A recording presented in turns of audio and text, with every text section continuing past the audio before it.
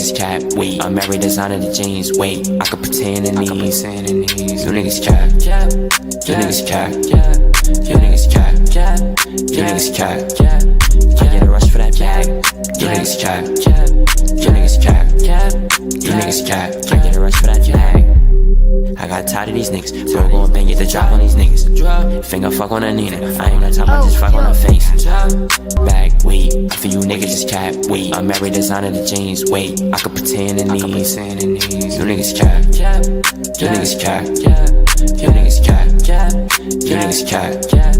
I get a rush for that bag. You niggas cap, you niggas cap, you niggas cap. I get a rush for that bag. I got tired of these niggas, bro, gon' bang, get the drop on these niggas. Finger fuck on a Nina, I ain't got time, I just fuck on her face. Bag, wait, for you niggas just cap, wait. I'm married, designer the jeans, wait. I could pretend in these. You niggas cap, you niggas cap, you niggas cap, you niggas cap.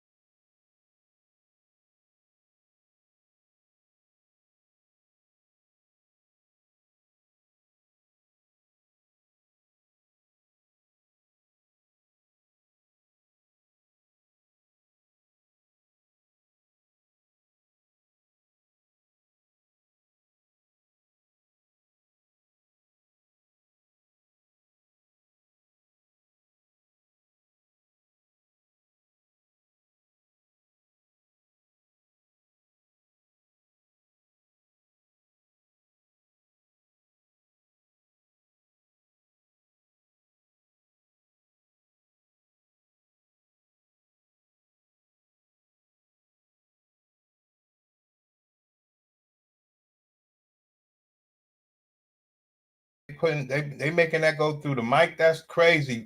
Pause. Thanks, guys. Dang. Bag, wait, for you niggas just cap, wait. I'm married, designer the jeans, wait. I could pretend in these. You niggas cap. I don't care.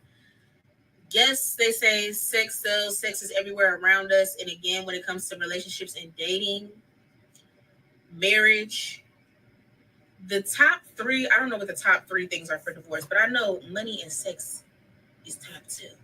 So I hate that people be trying to downplay how important sex is. And I know in the media, and especially for us millennials, our vision of sex is very male-centric, whatever you identify as sexually, it's very male-centric. Everything we do is for like the male gaze. But as a person like me who has been openly expressive about my sexuality, my sexual desires, my sexual fantasies, my sexual wants, it's hard for me to find a partner because when I'm open about these things and I enjoy talking about these things and I enjoy sharing, I'm curious. I really want to know. It makes men specifically look at me as like, oh, she's just, the fun girl, the freak girl. But when they get to, past that part of me, then like, oh, she's a little complex. Yeah, duality, bitch. Don't play me. Yeah, she a freak in the sheets, but a lady in the streets. And that's just how it should be. Sometimes I'm a freak in the streets too, but not too much. But I believe every woman should have a whole face because you need to go explore. You need to explore yourself. I'm all game for toys, different visuals, whatever you need to see what really gets you aroused. Exploring different partners because you see what you like, what you don't like. You see how comfortable you are, what your body reacts to. You come into contact with different partners and they please different portions of you that you didn't even know that you liked or enjoyed. So I really feel like it's important. And like a lot of men, they be on that body count, bruh. Miss me with the body count stuff, okay? Because how y'all won't, number one, y'all don't even know what y'all be doing. That's first of all, why you worried about my body count. You don't know what you be doing. So for me to have no bodies and to come to you and think this is what sex is supposed to be, no, I need to have a backlog of like, this didn't feel like that. So I know that this is not how that's just not how it's supposed to be. Sexual pleasure is for all humans, not just the men. Women aren't laying down just for the men. Women, if you're getting busy with a man, you should be getting pleasure out of everything that you're doing. everything that you're experiencing. It should not be solely focused on him. And if you notice that when you are having sex, you're doing all the work, it's all about his pleasure, there's no exchange or shift, there's some things that might need to be reevaluated. And for me, on my personal journey, when it comes to like sexual exploration, I am bi. I do consider myself to be bi, but I know I ultimately want a husband. But I definitely enjoy intercourse relations with women. And the best intercourse that I've had is with women because, and this is why I understand why men are gay. Some men are gay or bisexual because a man understands what a man. I think it's important to explore and see what you actually like sexually because it is important. I don't let anybody before fun bitch. Damn, that bitch went all the way left, son. But this is just how you can understand what these people are on. Don't wait long for your whole season because your body going to drop, your titties going to drop. You're not going to have them good tight legs no more. You're going to turn into mush. So get your whole season on now. Stop letting men tell us what they think a woman should be. They done been a woman before. Don't wait long for your whole season. This is a bad bitch hack. If you got one foot in the ratchet shit and the other foot in your spiritual journey, I got something for you. Let's say you still in your whole phase, but you kind of going through like a spiritual awakening at the same time. This is one thing I've learned. Your body will tell you not to fuck with somebody, so you got to listen to it. If you fucking with somebody, regardless of if you doing the actual thing or you doing the in-between stuff, whatever it might be, and you get a yeast infection, BV, or anything worse, that's your last time fucking with that person. Either A, they dirty, B, they dealing with too many people at the same time, or C, something is telling you that they not right for you, so listen to it. Regardless of what it is, cut them off, do what you got to do, move on. And girl, if you get something, go take your ass to the gyno or to a clinic or something. Take the antibiotic, take the little yeast infection pill, go get your monostat. Don't be letting it go on. Clear that up. The woo shit is cool, but sometimes you need some science to get rid of it. So listen to them. Yeah, King, they'll put it on you, King. It's not a game. Sorry, dog. Yes, they will put it on you. It's all good. Y'all know what it is.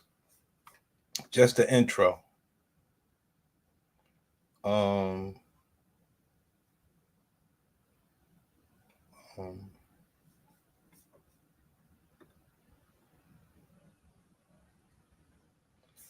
right, let's move on then. Let's just get to it then, man. So, that was just a little intro. I thought I had something else there.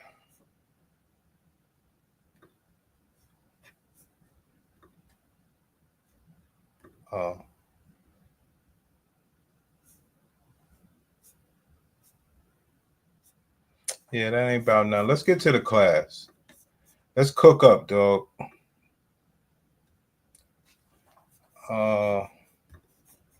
Now, this class is simple, guys. It's going to show you how people are just conniving and not forthright. And you'll see how it makes them feel good. It makes them feel good when they fleece a guy. And also just, everything that we learn, man. I mean, it's just ridiculous, man. I have a lot of examples. I don't even know where to start, but let's start here. For me, I was kind of thinking, well, how does that play into it? When do you talk about it? How do you talk about it? This applies to, like myself, I'm a woman who dates men, but for women who date women, that's the thing about endometriosis. Even though it's a female condition, there are plenty of women who have no idea what it is. They don't know that it exists. They don't know how it affects you. They don't know how to, manage it or anything. So regardless of what your sexual orientation is and who you love and date, this is something that is going to come up if you are a person who is living with endometriosis. So what I would like to suggest, and kind of some of the ways that I've handled it, as you can see clearly, I'm very open about it. I don't have any qualms about discussing it. It's not shameful. I'm not ashamed of it. it's not my fault. I didn't do anything to cause this. As we all know, it's not contagious. It's not an STD. It's not communicable. So you don't feel ashamed about it. You didn't do anything wrong.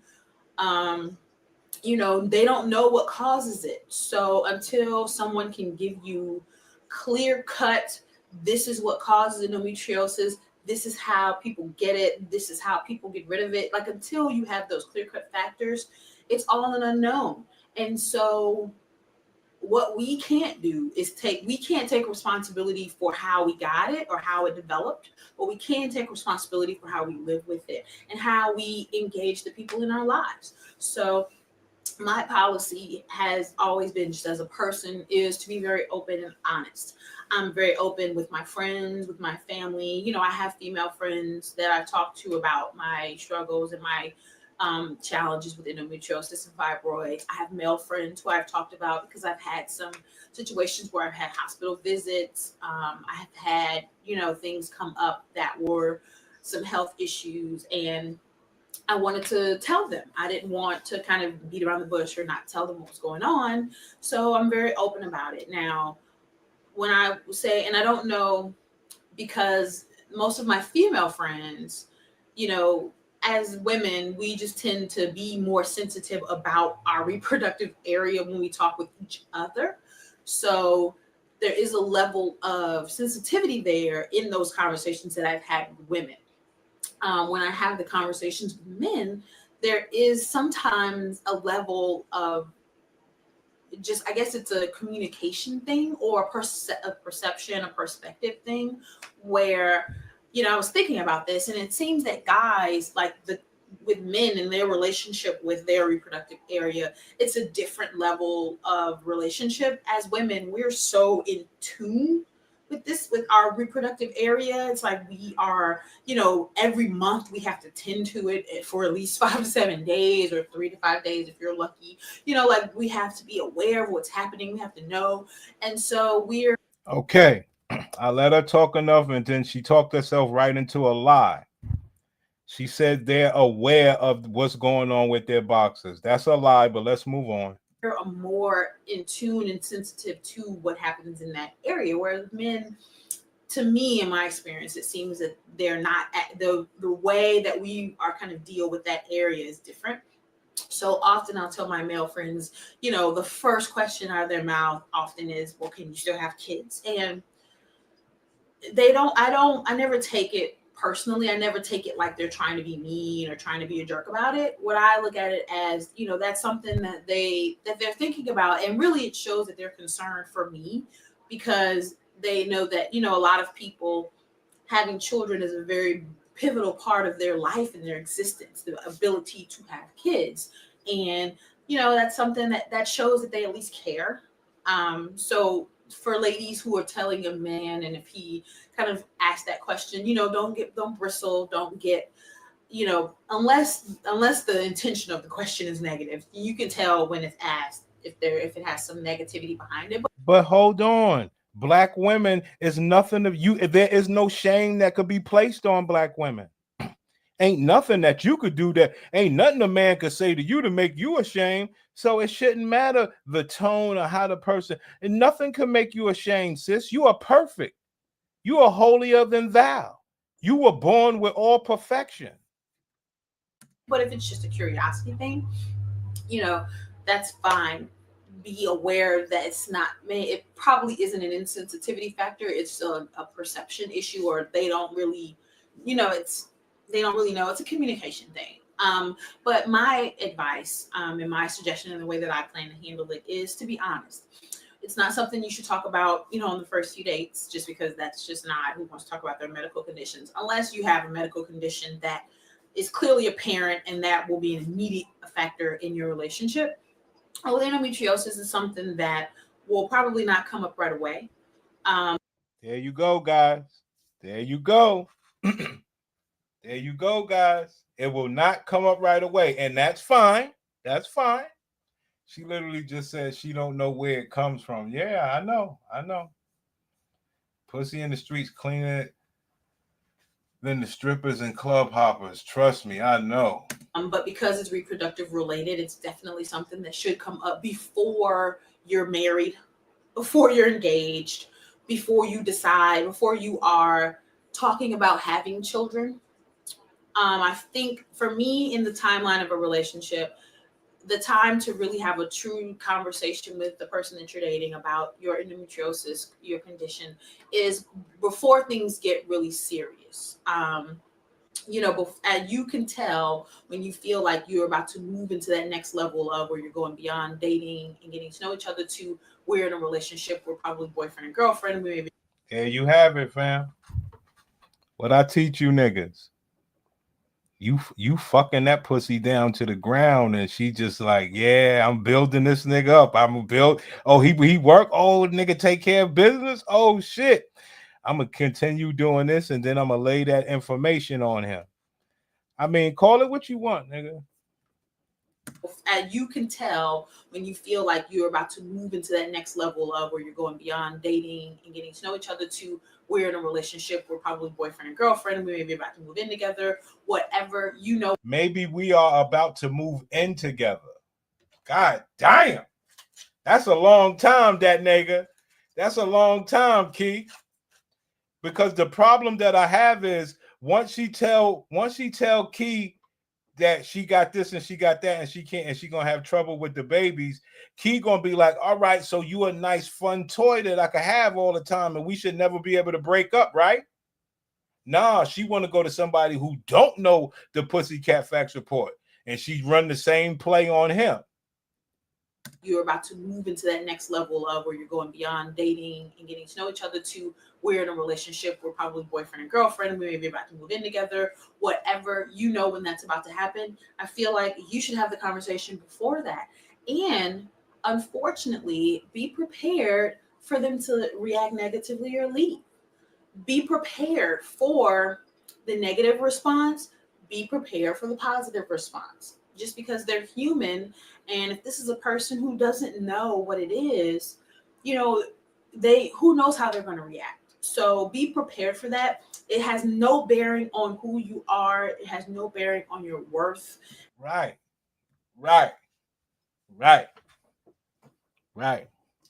So that would damn sure make them say, oh, I'm not even jumping into that pool. They would rather not say.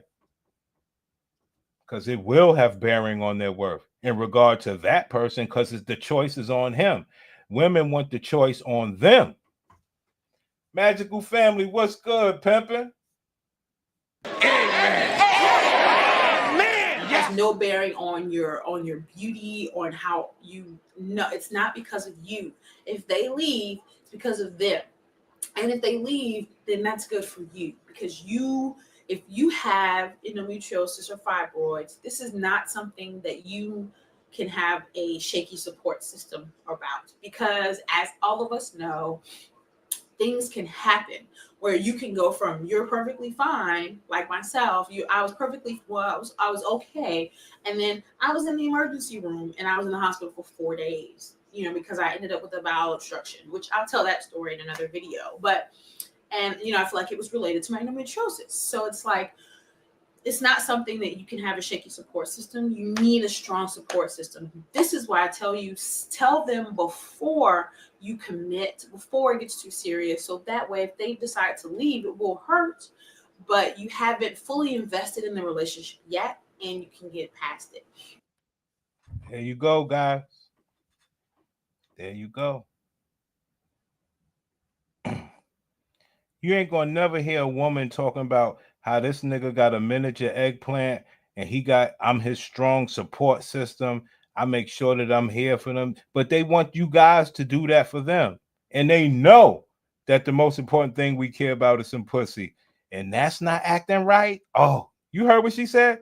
I was just perfectly fine. Next thing I know, I'm in the hospital. She knows ain't no man gonna rock with that. She need a great man. Commit before it gets too serious. So that way, if they decide to leave, it will hurt, but you haven't fully invested in the relationship yet, and you can get past it. If the person doesn't leave and they have questions, educate yourself, take them to the doctor with you and let them talk to your gynecologist and find and ask about this so that they're educated and they have the good information about what it is, what could happen, and what it takes to support someone who has endometriosis like we do. So I wanted to just give some insight because this was something that I was thinking about because, I jumped back into the dating pool. I would like to be married one day. And this is something that I have to know because I'm going to have to tell the guy that I'm dating, you know, at one point I'm going to have to say to him, this is something that I have. This is something that I've had to live with. And this is how it could affect our relationship. And I have to be prepared for what happens. So I want us to be thinking about that and realize it's not it could be considered daunting, but it's just about being open and honest.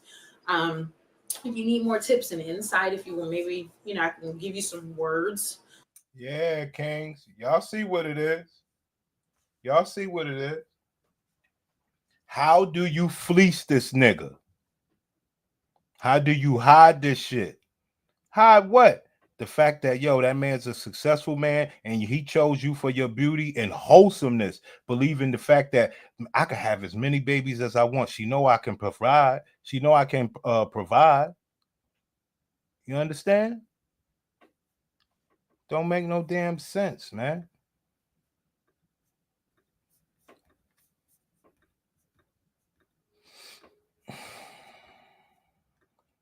Okay, I got let me do this one first. Let's get to it. So the 4 tips that I've got that I felt was quite useful for me and when myself and my family, when I first was diagnosed, I was very young at the time, but I think there's a lot of... When I was first diagnosed, I was very young at the time. You guys all know this information. Never, like you heard what Key and that nigga said. She knew. Never believe that they don't know. Always never let them talk past that. Family, when I first was diagnosed, I was very young at the time, but I think there's a lot of cases where you might have just only found out you've got kids and you've been struggling with this for the longest of times. You might be very young. You might be watching this thinking, what do I do? How do I explain this to my family? If I'm feeling this way, how am I going to be perceived? And how do I deal with that? And if you're on the receiving end of someone that has endometriosis and you don't know what to do, which is probably why you've clicked on this video, I can only imagine how that must be for you. The first thing that I would say is communication. Now, as cliche as that may sound, because you're thinking, well, of course, talking about it is what I would want to do, but not everybody that's in this situation wants to talk. They don't want to talk about their feelings. They don't want to talk about the pain that they go through all the time. They don't even want to highlight the fact that they have it. I was like that. I was in denial for a while, and up until probably this year, there's probably many family members of mine who's either watched the video that I posted previously about my journey and my story, didn't know I had it in the first place. I just didn't talk about it. So what do you do? What do you do in situations like that? For me personally, I think it's ideal just to have that understanding that if you can kind of see that they don't want to talk about it, and what I mean by see, sometimes it can be quite withdrawn. If you ask, are you doing okay? Is there anything you need? And they get ratty with you, more or less half the time they just want to cuddle.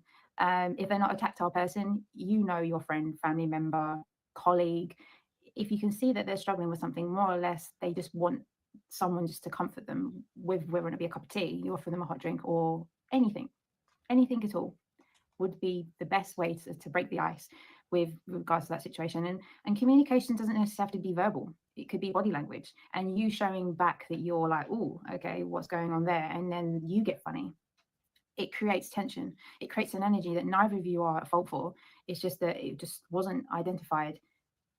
And then you're in a situation that you have to explain that to.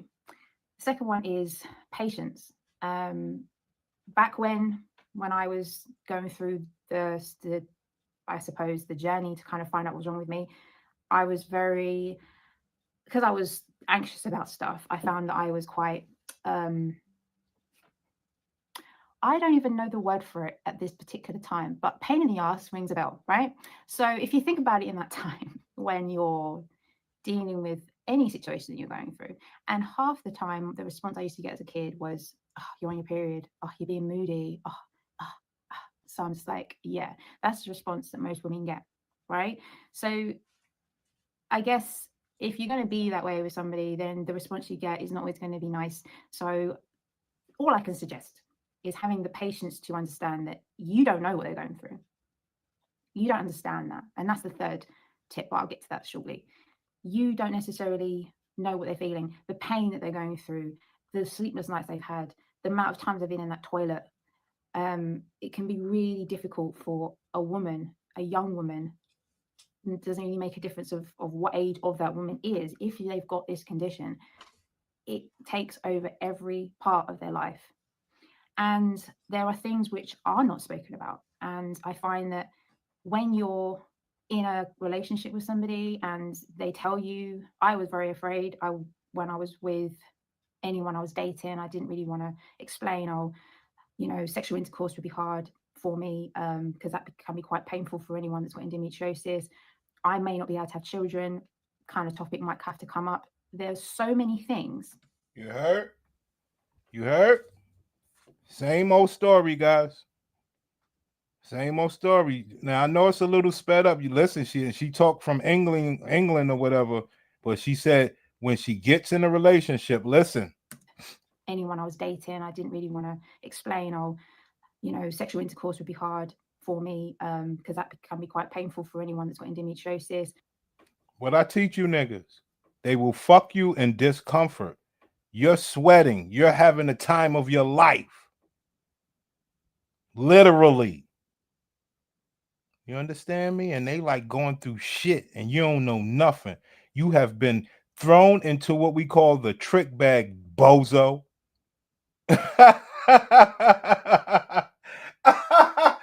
Yo, you see how sinister these bitches are? Yeah, when you're having sex, I'm all just coming. No, he had a great time. Yeah, he had a great time. Treating your sex like it's a piece of shit. With anyone I was dating, I didn't really want to explain, And the reason why I say treating your sex like a piece of shit, because she don't want to do the right. Let me tell you something. She don't want to do the right thing to make sure her pussy is right, and she don't have the right pussy. Let me tell you something. A natural woman who hasn't been on birth control and got a natural pussy and everything, she falls in love with you when you fuck her. Because everything's working right, and that's what it's designed for. These people have contaminated their bodies so fucked up, and they've been systemically programmed to try to fleece a man that they can't be honest. They'll fuck you. They'll misfuck you. It'll just blow your mind, bro. It'll blow your mind. You don't know nothing, and then they fake like you're the one causing their conditions. For sure. They'll throw you under the rock tumbler. Yes. You don't know nothing. I mean, it don't make sense. There are things which are not spoken about. And I find that when you're in a relationship with somebody and they tell you, I was very afraid when I was with anyone I was dating, I didn't really want to explain, sexual intercourse would be hard for me because that can be quite painful for anyone that's got endometriosis. I may not be able to have children, kind of topic might have to come up. There's so many things which I just don't know how anyone does it. So, ma'am, do you wish you didn't have that? Do you wish that you just having children was as natural as just making love to a man? Do you wish you had to tell that story? Do you wish that happened to you? Of course not. And I'm still learning. Very much so. But I'm at that comfortable medium where I can advise and I can suggest and me and my partner are very much in that space where what I teach you guys, there's all behind every bad pussy is a good man. Remember all the rules, guys. Remember all the rules. Behind every bad pussy is a good man. Very much so. But I'm at that comfortable medium where I can advise and I can suggest and me and my partner are very much in that space where he can kind of see that I need him, and if I need my own space, he'll give that to me too. So it's the only time women really know that they have a man that cares and they can love him back and say they need him. When is that, guys? Class, when is the only time a woman says they need a man and they love him? When is the only time? He can kind of see that I need him, and if I need my own space, he'll give that to me too. So, third one, understanding. understanding can be many things. You can say, oh, I understand how you feel. That's a trigger, because you don't always know. But sometimes that can be helpful for some people. But just having that research, go online, just kind of like you've gone online to come here to see how to help somebody, but to have the information in front of you. There's books out there, there's seminars that you can go to together. There's many things which can contribute to your understanding of what that person's going through. Push that aside. The best person to actually tell you how they are is the person in front of you, not me, your family member, and your friend or your colleague, whoever you've come here for today.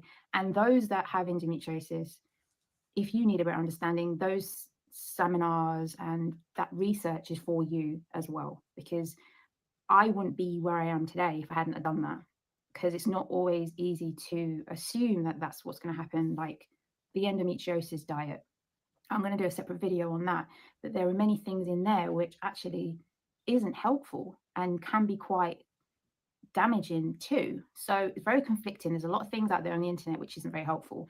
And yeah, I know from firsthand. The fourth and final tip is love. And as cliche as that sounds also, it's been the best thing by far. And that doesn't necessarily mean that you have to serenade that person with all the love in the world. They may want that. What I mean by love is just giving them that feeling that it doesn't matter what they have. It doesn't matter that they're poorly with a condition. And this is across the board. Once you have that, once you can say to someone, it doesn't matter what you've got, I love you anyway, that will just melt away this hard exterior around them, because that's the most thing they want. I didn't feel like I'd be accepted, to be honest with you. I thought I would be a hindrance. I thought I would be difficult to be around, and this is every single month. Can you imagine? So, but that's all I suggest, and they all link with each other. Every single one of the tips that I've said. You niggas get it. You niggas get it. After you make your money, because she got a good, successful man. She was able to choose up, withhold the information. Turns out that dude is a good man, and he's willing to forego his life of having a Brady bunch of kids. He's willing to forego that, and her selfish piece of shit ass, is willing to say, "Yo, that's what's up," instead of saying, "Yo, go make you some babies, man." Fucking heartbreaking shit, man. And he's only there because he doesn't know the full extent. No, it finally came out, because they be having to go to the hospital, but it's always after he loves them already. None of us men want to see anything happen to the women that we deal with. We would never go out like that. And that's just how they get us, man. We are not creeps like that, bro. Son Welbeck, what's good, pimp?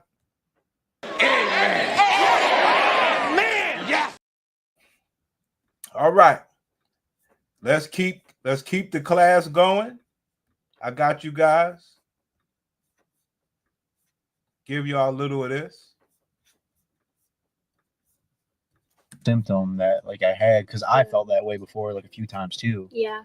So based upon your symptoms, I didn't take it as serious as you probably did. Yeah.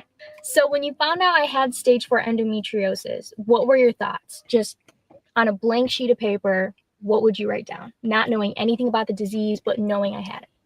Well, you were talking about before you had your surgery, they edited that shit. She didn't want to hear. Yo, these women, look at this evil bitch. Knowing I had it. Well, you were talking about before you had your surgery, it could be endometriosis, but it could be this. So you're naming a bunch of things it could have been. Because my doctor said yes. So, bro, class, what have I taught you? Look at this good man and look at her sinister ass. She said, "Cause my doctor." Hold on. We know that they know way before they met him. This bitch is a liar. Talking about before you had your surgery, it could be endometriosis, but it could be this. So you're naming a bunch of things it could have been. Because my doctor said yes. Oh, but it could be this. So you're naming a bunch of things it could have been. Because my doctor. That's what you call keeping a man in a fog, son. Look how loving his eyes appear to be, and look how sinister her eyes. Listen, I'm judging, nigga. I know what's going on. Look at the sinister, look at the love. That's a loving man. Could be like endometriosis, but it could be this. So you're naming a bunch of things it could have been. Because my doctor. Yes. So I didn't look into like endometriosis. I was just like, okay, like I'm gonna see like what it is from like this. And you told me it was stage 4 endometriosis, and the way you made it sound was this is like the worst like possible case. Which is. So I was like, so honestly, like my first thought was, what the hell is endometriosis? Yeah. So I like looked it up, and I like saw like symptoms, and it said like pain, like bloating. And like obviously like that's good you bring that up though, because even for us, when we find out we have endo, you really still don't get direct answers. Yeah. You really have to thoroughly research. Yeah. Talk to as many people as you can to really understand. Yeah. Even when I looked it up, like it was very broad, like things. Like it's like roads that you could go down for just one like little thing about it. So it's just very broad like disease. Yeah. And I saw like fertility like issues, like having kids and stuff like that. So that's why I know you, and like you, until I knew like that's why like it really like was probably making you upset for like that like. But I'm sure that's probably the mental toll. I think getting diagnosed is one thing because you're relieved that you know what's wrong with you, but then there's a mental toll for sure that I went through, knowing what does this mean for the rest of my life. You know. And that mental toll can be different for everybody. It just depends on how you want to like live your life. You know? It depends on what you want in life. Like I've always wanted to be a young mom, but I'm doing things first before I become a mom, such as finish college and get married. So that alone stressed me out because I'm 23. I'm going to be 24 this year. And I felt, but is my time ticking? Can I wait until I graduate college? But that does bring me on to my next question. Which is, given that we want to get married and start a family, did me finding out I have endometriosis spark any fears or uncertainties for you and like our future together? I mean, obviously the biggest fear is like you like having trouble having kids. And I did like initially I wasn't like worried about it, but then after you explained it to me and after you gave me like the rundown of what endometriosis stage 4, like what you have actually is, then like I started taking it more seriously. I don't know if it's a fear because I have hope and I started taking it more seriously. I don't know if it's a fear because I have hope and I started taking it more seriously. I don't know if it's a fear because I have hope and I started taking it more seriously. I don't know if it's a fear because I have hope and it's fucked up. Telling me that ain't fucked up? Plain Brown Rapper, what's good? You telling me that it's not fucked up that he does not have fear because he has hope. And she's happy that he has hope. Brothers, a lot of times I even get lost for words when I see the fleece job. And like you say, that man ain't signed up for this. He's just a loving man and he don't want to see anything bad happen to her. But what is the sacrifice? Like, I have hope.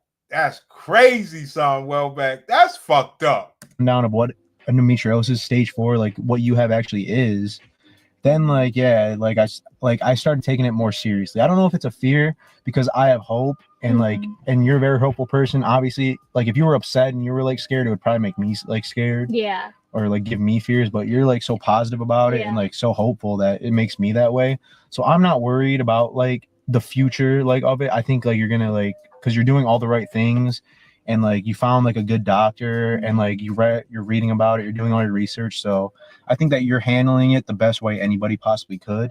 So that gives me like some reassurance on the future. Yeah. Well, I think you helped me a lot too in having hope and being positive, because I remember, I think it was like 2 days after my surgery, the medicine started to wear off and I was like, oh my gosh, I have stage 4 endometriosis. And I remember calling you, just bawling my eyes out, like it just hit me. And I was like, you do realize this is going to affect us in having kids, right? Just kind of like jumping to conclusion, like I'm going to have fertility issues, which is not always true. There's just a higher possibility. And I just remember you being like, why? There's no reason to cry about that right now. Like, there's no reason to be negative, and you don't know what the future holds for you. Like, you kind of like drill that in me. And class, first real question of the day. First real question of the day, class. First real question of the day. Damn.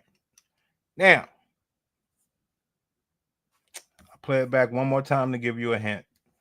And you don't know what the future holds for you. Like, you kind of like drill that in me. And I think from then on, like, I might have had some. Now, I've taught this over and over and over. She knows there's a problem, okay? And she won't let that man go. And so the question in class is this. Does this woman care what kind of baby that she produces for this man? Does this woman care what kind of baby she produces for this man, class? I mean, we already believe that he can only have one. We already believe that he can only have one messing with this bitch. So we're going to give her one. But does she even care? Does she even care? Crazy. Nope. Good question. Facts, King. Crazy work, man. She don't even care. She will do it to make him happy. Wild behavior, King. Worries here and there, but it kind of stopped me from going down the wrong path of just like crying for myself. Yeah. And feeling sorry. And what I was really trying to tell you is that, not saying I wasn't worried, but in like the position you were at, like right there, what you need to do is handle things one thing at a time. Yeah. Like you can't just wake up and say, okay, today I need to get rid of this stage 4 endometriosis. And like, you know, so you have to take steps. And I feel like after that, you started taking like small steps and like now you're taking like leaps and bounds and you're figuring out all this like new stuff and how you can better yourself. So I feel like I was just there at how you can better yourself. It's tough, man. Tough, King. Tough work. Tough work, players. She's getting more sympathy and attention if there's something, as if there's something wrong with a child. Bro, and that man life of having children that have brothers and sisters, stuff he probably grew up thinking would be good for him. Man, wish he had 2-3 kids, man. Come on, man. And she's going to deflect and make it seem as the child's ailments may come from something from no, spiritual, that nigga. Spiritual. It's not from the father's that nigga. She know he's the healthy one. It's gonna be spiritual. It's the Almighty God. That's why, you know, you see Patrick Mahomes have an autistic child or some shit, they say Almighty God. These people are wicked. As like somebody to motivate you to help yourself, you know? Take it one step at a time. Exactly. And not get overwhelmed by like it. Yeah. You know, focus on like positive things rather than the negative things. Focus on how to help yourself other than what can like destroy yourself. Talk that shit, player. Talk that shit. That's when you talking shit to a bitch in her face, King. Once you have the Pussycat Facts report, you can talk that talk.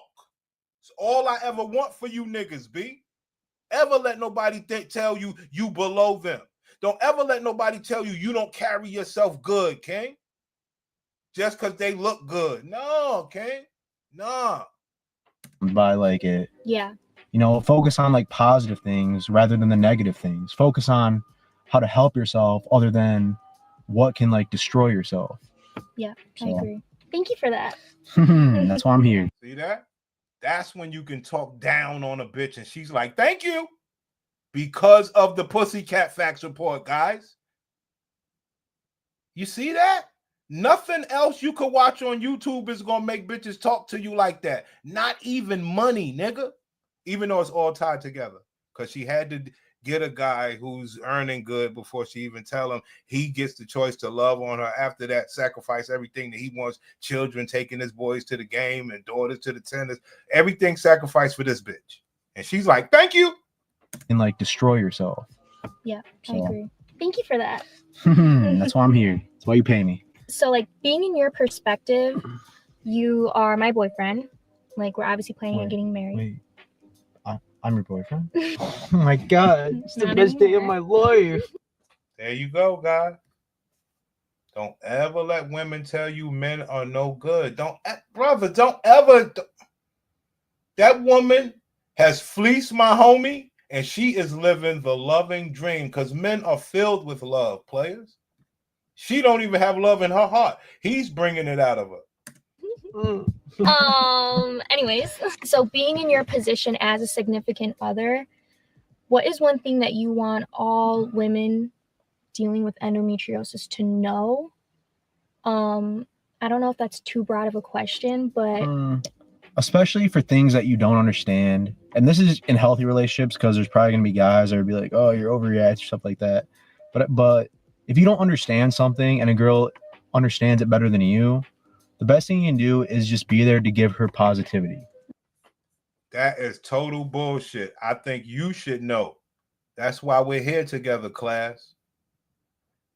And the reason why I say that, because look how empowered he said that. He know men don't care. That's why I'm here for you guys. Understands it better than you. The best thing you can do is just be there to give her positivity. Mm-hmm. Stay stupid. And that could come in all forms, whether you just like giving her a hug, or you like just giving her a kiss, or just sending her cute like messages or something like that. Mm-hmm. So if you give like her those things, then it'll make her feel comfortable to talk to you about those things. Yeah. And then there you go, guys. The man trying his best. Give a nigga some credit. When she starts talking to you about those things, it makes her feel better because she has somebody to talk to about those things. So that's well, brother, are you taking any questions? Oh, you will? Okay. What is the sacrifice that men are making? Being that you want men to be so understanding and positive, what is the sacrifice that they are making?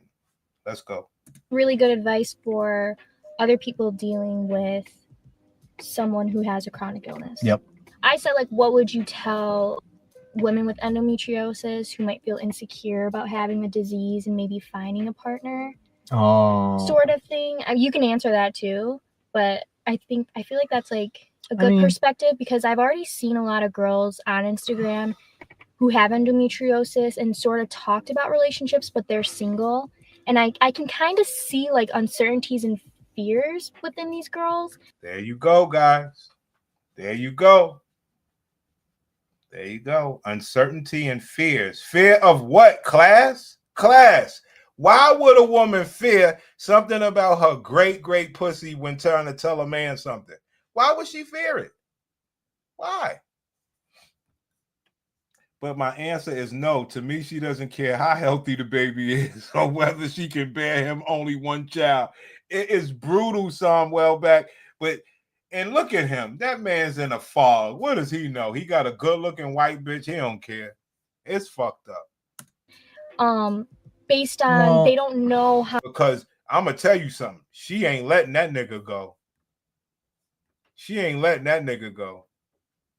Yes, Platt. How to approach it with a future boyfriend. Well, like, what if it scares them away? Like things like that. Well, endometriosis, you don't have to like say that on the first date. You know? You don't have to be like, hey, I have endometriosis, just so you know. Yeah. Wait until you like get a feeling that this might be like somebody that I want to like bear children with in the future. Yeah, or I want to like be. God damn. You got to wait till you love them? God damn. Listen to this shit, guys. All against everything we teach over here. That mean the man is fleeced already. Come on. Be like somebody that I want to like bear children with in the future. Yeah, or I want to like be like say that on the first date.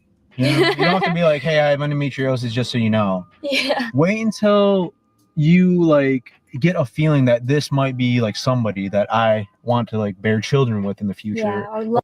Now, how the fuck would this dummy tell women to hold all the cards on a man's future offspring like that? That's not right. Or I want to like be my husband or something like Yeah. that. When you understand that you guys mutually like each other to the point where you guys both want the same things, Yeah. then like that's when you can start having discussions about it. Mm-hmm. Not saying like he might not already know, like it's something you might bring up, but then you really start to get into it. Like what does the future actually hold for us? Mm-hmm. And what steps do we both have to do together to get through it? Mm-hmm. And I think it'll come naturally with that person if they happen to be the love of your life. I think all those steps kind of. Ma'am, why would you want the love of your life not be able to have all the children that he wants? Why would you want that for the love of your life? That is the most selfish shit I ever heard. And taking it one step at a time with them will come naturally. Mm-hmm. There is one last thing that I wanted to bring up, and basically most of my DMs were about intimacy and endometriosis. I had someone ask, does it affect intimacy? Right, that nigga. That's what happened to him after he fell in love with him. After he fell in love with the bitch, he got hit with the boom back. That man is like, fuck. It is what it is. We're gonna keep trying. And what I tell y'all about the women that score low on the Pussycat Facts report, they will cater to their men. So she caters to this nigga up and down. She is not letting him go. He understands her pussy problems, and he sacrificed the opportunity to have 3 children and leave a strong legacy. So she loves him. Had someone say, she said, like, how do you explain to your boyfriend that like you can't be intimate because you're in pain? And I wanted to bring these questions up because it is something that I eventually do want to talk about with, my followers on Instagram or YouTube. But that's definitely something that I want to keep private. Like, whatever my decisions are to be intimate or not, that's something I don't want to be public about until like we're married. And I think that's just sort of, when you publish something on the internet, it's going to be there forever. And, we're not like married yet. Yeah. So it's just me being careful. But I do want to say, careful about what? Bitch, is your sex pleasurable or not? Wow. Whoa. Because his family will find out, yo, this nigga ain't even having good sex. Yo, this bitch is a sinister demon. Where my decisions are to be intimate or not, that's something I don't want to be public about until like we're married. And I think that's just sort of, when you publish something on the internet, it's going to be there forever. And, we're not like married yet. Yeah. So it's just me being careful. But I do want to say that if you are someone who has endometriosis and you feel insecure in a relationship because, you might be choosing to be intimate with this person, but you have bad feelings, you're insecure, maybe it turns into negative situations if you can't, engage in that. That's just, to me, like, I'm going to be like your older sister right now. And I'm just going to tell you, you need to put yourself first, because there are guys out there who will respect you, who, will put you first. They'll understand that. Put you first over his whole damn legacy, guys. But it's not because she was honest up front. Crazy work, fellas. Crazy work. When she asks, where's this going? You tell her to fill out this questionnaire. No doubt. Fill out this Pussycat Facts report. Talking about, what are we? Endometriosis is uncontrollable. The pain you feel, you can't control. So if I could... Let me ask you a question, young lady. Do you think he could go get somebody who does not have endometriosis and have more fun because they are not so fucked up during different times? Do you think he would have more fun? Do you think his life would be better? give any advice to you, just, find someone who will probably be more patient than you are. Because with endometriosis, a lot of the times I'm not even patient with myself. And that's why I go to him a lot, because he kind of just brings me down, calms me down. Like, if I'm ever. Do you think his life would be more fun if he had somebody that he didn't have to go through that with? Why do you want that for him? We're really upset. Please put yourself first. There's no reason to be, giving all of yourself, literally all of yourself, to a guy who doesn't respect that. And you deserve more than that. So that man ain't got no advice for the brothers. But just so you guys know, this is intimacy. Okay, that's all you guys get, though. That's all you guys get. You're so dorky. Mwah. Thank you guys for watching. That's fucked up, brothers. That is fucked up. She said women need to put themselves first, but men need to put the women first. Hey, talk that shit, Platt. It is embarrassing of how they programmed our men. Don't listen to men. Listen to women. Do not listen to men. They are stupid. Not on purpose. I'm not trying to diss my brothers. They're just uninformed, and the fleece job is extended beyond their educational reach. Simply put, a man can't fight what he can't see. Okay? And the women know that. Okay? That's just facts. So I got more, but that was a great example for you guys to see a man. And just understand, look, this woman is a sinister being. She's happy to fleece this man. She does not want the best for that man. She wants to put herself first, and she's happy that he would sacrifice his legacy of multiple children for a possible. So messed up. Let's move on. Because once you get past everything that you see on the internet, you realize, no, this is where the fight is fought. This is crazy. I think this one is just women talking about how messed up the sex is. To initiate something that might lead to penetrative activities because they don't want to cause their partner pain. Right. So sometimes it gets, both partners end up avoiding things that might lead to penetrative activities. Right. Or it might be that, partners stop initiating because they don't want to initiate something that might lead to penetrative activities because they don't want to cause their partner pain. Right. So sometimes it gets, both partners end up avoiding because everything gets associated with pain, with disappointment. And so before long, a lot of sexual and even non-sexual touch ends up being avoided. Yeah. It's too bad. It is. It's really bad. Yeah. So what can you recommend then, or what can women do to still be able to enjoy sex or sexual play, if they have endometriosis and if they have pain? Yeah. So one thing is to take penetrative activities off the table. Anything that's causing pain, just take that off the table completely. If it's hurting, don't do it. Right. Yeah. And have that, talk about that with your partner to make sure everybody's on board, right? To say that that's not going to be something you're engaging in. Take that off the table and then do the things that don't hurt. And so that you're not losing everything just because some things are no longer possible. Right. I hope you guys could hear that. You think men don't do a lot of settling? Think again, players. Think again. And it is what it is, man. I know the volume's low on that. Let's move on. I hope you guys heard a little bit.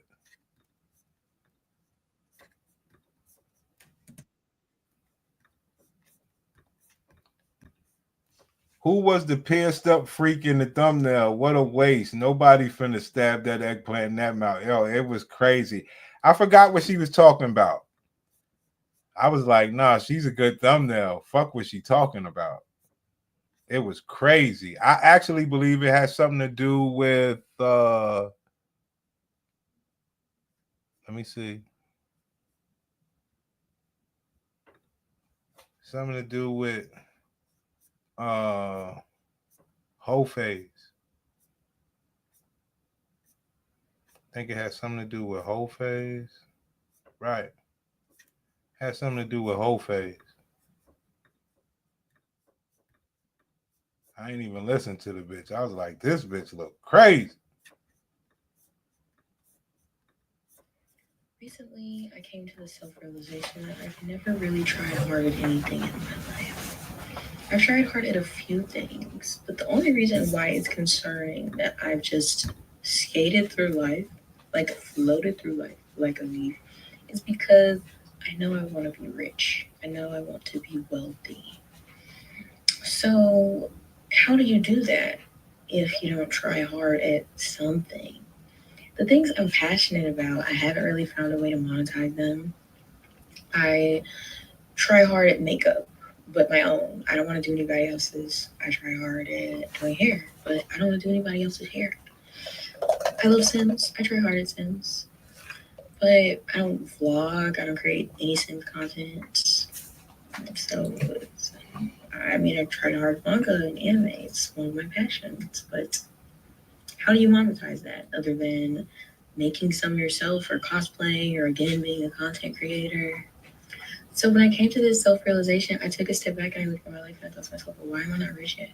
I know how to do all these things. I have all these things. I have these tools at my disposal. Why am I not rich yet? Because I've never tried hard at the things that I am good at. At least not trying at monetizing them. I only do it. Like, who is that? I mean, like, I don't know. I don't know. How do you become rich? How do I become rich?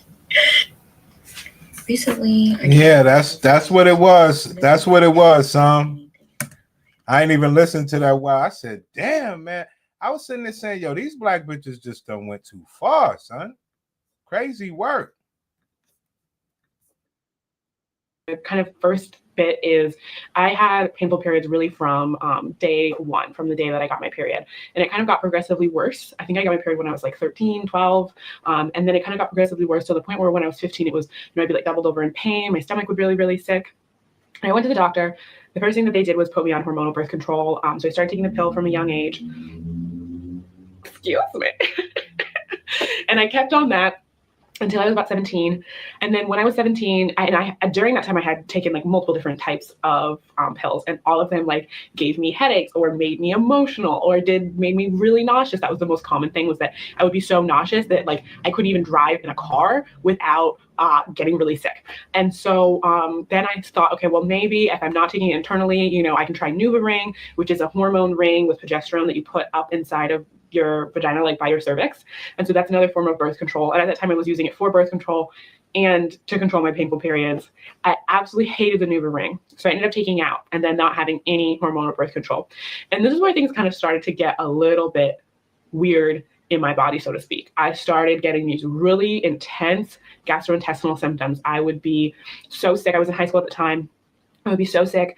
I would be missing school. I lost a ton of weight. I really was really, really sick. I was throwing up all the time. I was having these really intense stomach pains.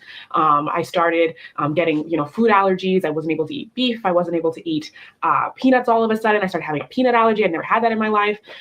Went through all, different diagnostic tests, got ultrasounds in my tummy, went and had an endoscopy, and they came back and said, oh, you have ulcers, take this medicine, go home, you'll be fine. So I took the medicine. Didn't really make me any better, but for no reason other than needing to be back on another form of birth control, I started on the pill again. I went back to the pill. And so I stayed with that. I took a year off before college. And then the pill once again was making me really sick, so I stopped taking it. And as I tell the story, you will very easily be able to see a theme. But remember, when you're in it, when it's your life, you don't necessarily see the things and all the symptoms and how they fit together until kind of the end. But at the time, I didn't necessarily make the association. And so there you have it, fam. So at the time, she didn't make the association that she's just a dumb bitch. See, we don't give passes like that out, that you putting drugs in your body. Either you're a crackhead or you ain't. You're either a crackhead or you ain't. There is no try to justify how you didn't know how to control your own body and how you was living life sickly when there's other people who don't do that. You know something ain't right. Best thing you could go do is get a cat to be up in your bed shedding hairs. Ma'am, you are so embarrassing that it's pathetic. Oh, I stopped taking the hormonal birth control, and then I got sicker. And at the time, I didn't make the association that taking away the birth control made me have more of other symptoms. And so I started getting, at first I would feel much better. And then after a few months, that's when the symptoms would set in. So after a few months, I started getting really bad stomach problems again. I was so sick all the time. I was throwing up, I was having diarrhea. I was like literally in the hospital getting IVs because I was passing out. I was missing work. I was just in like excruciating, my whole stomach, my whole pelvis, everything was just so painful. Got so many tests done, colonoscopy, endoscopy, ultrasound, MRE with contrast dye and MRI, just all these tests over and over and over and over again. And doctors that really were so dismissive pushed me away. I had a doctor tell me that it was because I was anorexic. I had another doctor tell me that it was because I smoked weed. I had another doctor tell me that I was sick because it was completely in my own head and I was depressed. And I was like bewildered. I literally felt like I was trying everything. I stopped smoking weed. I stopped doing this. I stopped doing that. I read up on all these different things. Like, oh my. Hold on, pimp. Hold on. Dog, the cat is licking his ass in your bed. Ma'am, the cat is licking its ass in your bed. Hold on. The cat is licking his ass in her bed, son. This is crazy work. Yo, these bitches are embarrassment, man. I was sick because it was completely in my own head and I was depressed and I was like bewildered. I literally felt like I was trying everything. I stopped smoking weed. I stopped doing this. I stopped doing that. I read up on all these different things. Like, oh my gosh, do I have like some psychosomatic thing going on? But really just like couldn't figure it out, didn't know what to do, and decided at that point to change my diet. So I went vegan and gluten-free, and that helped so much. Class, what have you learned? They go holistic when the box double crosses them. Y'all know the rules. Everything is relative. With the stomach upset symptoms that I was dealing with. And so then I was fine for like 2 more years. I mean, I still had pain. I had stuff going on. I wasn't feeling good. I get infections all the time, but it wasn't to the point where I couldn't like go to class. I wasn't like bedridden in the way that I have been in the past. And I had been before that point. And so I kind of continued on that trajectory. And then in my right before my senior year of college, I started to get worse again. And at this point I had an IUD. I'd had my IUD for a while. I had it since I was. Now she had another IUD. So she was on the pills. Then she took Mirena. Then she got off. Then she went holistic. Then she fixed her diet. Then she got back on the IUD. Let's go. In my right before my senior year of college, I started to get worse again. And at this point I had an IUD. I'd had my IUD for a while. I had it since I was a sophomore. And she had her IUD since she was a sophomore. So since this woman got her cycle at about 15, she has been contaminating her body. And right now she's at the part where she's at her senior year. And her pussy ain't never done her well. She's been through MRIs, ultrasounds. She's been all over the place with this pussy. Let's go. I started feeling worse, into my senior year of college. I was getting more infections. I was getting, I get yeast infections, BV all the time. Like I was getting more infections. I was getting, I get yeast infections, BV all the time. Like, I was getting more infections. I was getting, I get yeast infections, BV all the time. Like I'm infections. I was getting, I get yeast infections, BV all the time. Like, talk that shit, queen. Talk your shit, queen. If you want to crown them, then crown their ass. But they are who we thought they were. Amen. Amen. Yeah. Yeah, class. We just doing our thing, man. She got that demon succubus look down pat. She is sick. I'm a clean person. Like honestly, those things have nothing to do with being dirty, but I was just getting sick. Like I get sinus infections all the time. My stomach was more upset again. I had this pain in my like low belly that was unreal. Like it would just double me over. I was struggling to exercise. I was struggling to do all of these things. And then, all these things were kind of pressing on my mind. I met a new partner and we did some romantic things.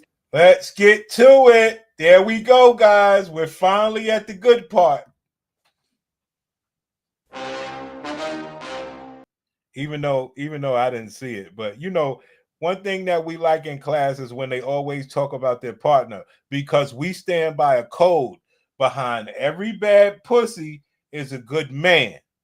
So long as we stand by a code, we can never be fooled. You understand? So when they bring up partner, we like, oh, so there is a good man dealing with your piece of shit ass pussy. So let's see what happens.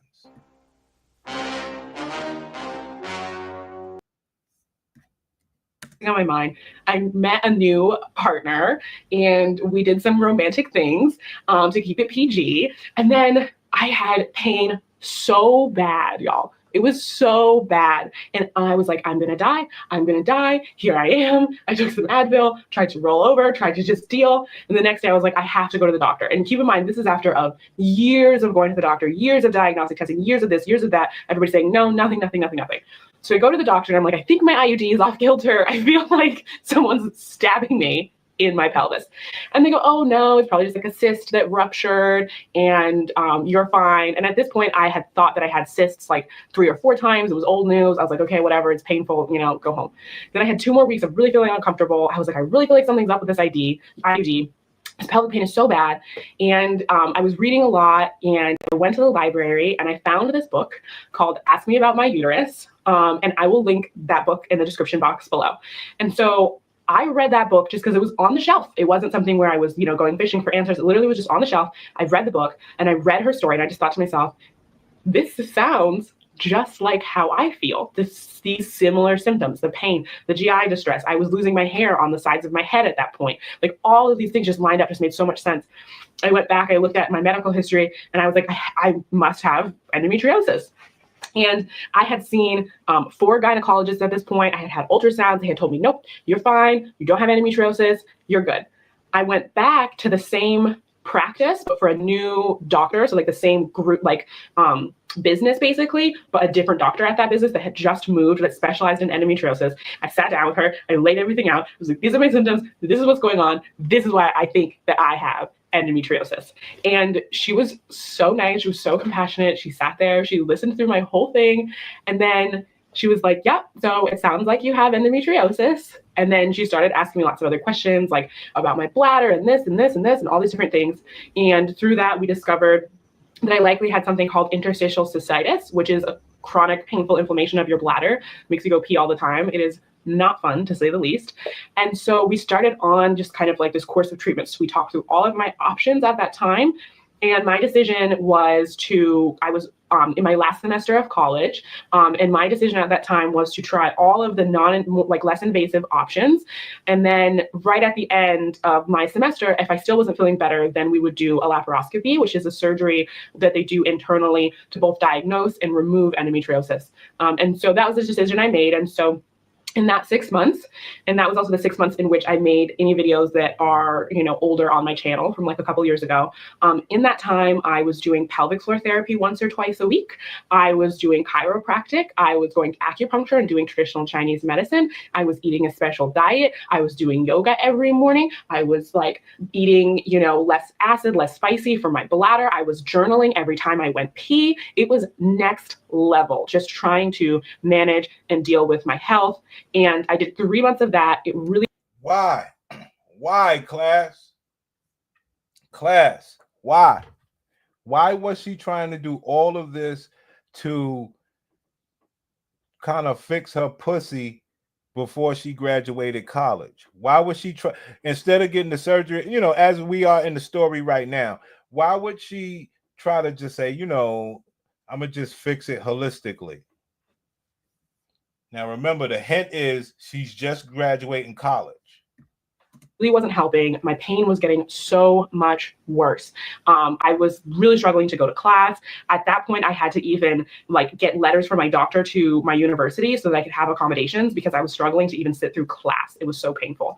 And then I ended up deciding that the pain was too intense and I couldn't make it quite till surgery. And so I was decided to try Orilissa, which is a medicine that is designed for treating endometriosis pain. It doesn't make endometriosis go away. There isn't really any evidence to show that it stops the growth of endometriosis, but it's supposed to help with the pain of having endo. And so I decided to do that. And I made videos about my experience of the months of being on that medicine that I will link below so you can get way more details on that. Needless to say, I did not enjoy it very much. It upset my stomach. All these types of things. I feel like to some extent it did manage my pain, but through the end of that, I was definitely still like set on getting surgery. And the taking Orilissa isn't something that you take long term. You either take it for 6 months or for 2 years. So I knew there was an end date on that as well. So I knew that surgery was going to be basically the best route for me at that point. Goddamn cat scratching hair all over the bitch bed. The surgery was going to be basically the best route for me at that point. So when it came time for surgery, my doctor and I had a pre-surgery consultation. We talked about what it was going to look like. We talked about the places in which she thought she was likely to find endo, which were in between my uterus and my bowels. She thought that she was going to find endo there because I did have so much lower gastrointestinal distress for so long. And we also talked about how she wanted to do a scope of my bladder. So it's basically where they put a camera inside of your bladder to look around and see what the state of your bladder looks like. We talked about the possibility of if they found endometriosis on my bowels and how I could get like a section of that removed, but that would mean I would have to have a colostomy bag and all this really big stuff. And so before surgery, I made the decision to only have surgery on my uterus and not do my bowels and not have a colorectal surgeon there and just do my bladder and my uterus and then see how I felt and do an additional surgery. That bitch had the threat of a colostomy bag. Brothers. Dang. That was sad. Damn, sis. Look around and see what the state of your bladder looks like. We talked about the possibility of if they found endometriosis on my bowels and how I could get like a section of that removed, but that would mean I would have to have a colostomy bag and all this really big stuff. And so before surgery, I made the decision to only have surgery on my uterus and not do my bowels and not have a colorectal surgeon there and just do my bladder and my uterus and then see how I felt and do an additional surgery if I felt like I needed that. So the day of surgery was, intense in a lot of ways. I was just coming off of being in school. I literally had like 7 days between graduating college and getting surgery. I felt like the surgery went really smoothly. My doctor was amazing. She ended up finding less endo in there as far as like adhesions and things like that she thought she was going to find, which was great. I was in between like a level 1 and a level 2 for endo, which because they grade it from like 1 until 4 or 5. And she said that it's really not something where the amount that's there is indicative of how much pain you will be in. So there's people who have a lot of endo who don't even know that they have it, don't even feel it, don't notice it until they maybe are having trouble conceiving or they have another surgery in which. Pay attention until they are having trouble conceiving. And she knows she's going down that same road. And it's all about fleecing you brothers. Let's go. Even feel it, don't notice it until they maybe are having trouble conceiving or they have another surgery in which it's discovered that they have endo. And then there's people who are at a 1 or a 2 who have a really high level of pain. And so it's kind of weird in that way. So I got the surgery. Recovery for me was tough because I was my own worst enemy. I could not sit down. I had so much trouble just like laying back and actually letting myself heal. So I unfortunately spent a lot of time trying to do too much, up and around and moving, and really just wearing my body out. So recovery did take a while. I don't want to go into too much of life after surgery because that was kind of like part of the diagnosis, right? Was getting the surgery. That's like yes, officially you have endometriosis when they do the surgery and they find it and they remove it. And then also at that time, we confirmed that my bladder was like beyond inflamed and super red and super agitated. And so continuing with diet changes for that and everything to this day. So now here I am. It's been about 1.5 years since surgery. I'm still dealing with endo life. I have been diagnosed with endometriosis, interstitial cystitis, polycystic ovarian syndrome, and now my doctors think that I have something called mast cell activation syndrome, which I am just starting to learn about and starting to get treated for. I'm going to talk more about all of these things in more videos. If there's something in the story that you want me to expand on, if you want to hear more about like what was surgery like, if you want to hear more about how to advocate for yourself at doctor's offices or what the signs and symptoms. There you go, guys. Yeah, son, well back. Yeah. I couldn't have said it any better. I couldn't have said it any better. And it's no one's fault, pimp. It's no one's fault.